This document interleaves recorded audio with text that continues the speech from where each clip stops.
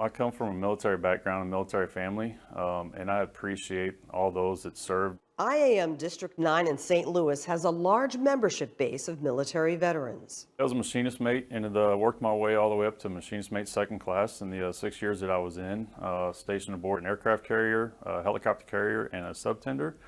I absolutely enjoyed my time in. I learned a lot of things.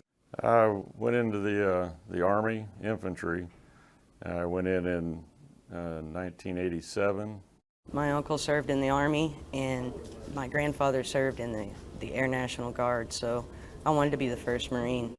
I love my country, and I think that that goes without saying. I think the sacrifices that any soldier makes, being away from home during the holidays or just in general being away from home, but it's a pride that, you know, you can't trade that for anything else. In 1990, Desert Shield, Desert Storm kicked up, and we ended up going over to Saudi Arabia and then ultimately going through Iraq. Many members here say the military taught them skills and values that they now use in the work world and the labor movement. Thrilled that I went into the military when I did, and I ended up with 7.5 years active duty. I think it grew me up a lot, matured me, got the bond of brotherhood. I got to learn a trade. I actually was a machinist in the Army.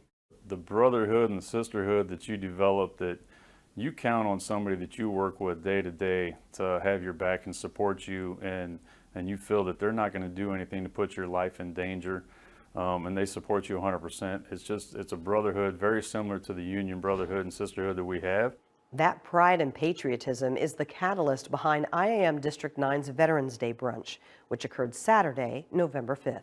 So thank you for this opportunity. At least 100 union members attended the brunch, an emotional event strongly supported by the IAM International President. Bob Martinez himself, being a veteran of the U.S. Navy, you know, he holds our veterans very dear, and it's a special place for him within our organization. I don't think it's a stretch for us to say that the IAM probably represents, in our tens of thousands of veterans that we represent, it's probably one of the unions that represents more veterans than any other. The brunch is also a time for the IAM to share news about its growing Veteran Services Program. We are the first union to ever become a VA-recognized Veteran Services Organization. It's called VSO, and it's to assist IAM member veterans in receiving their benefits.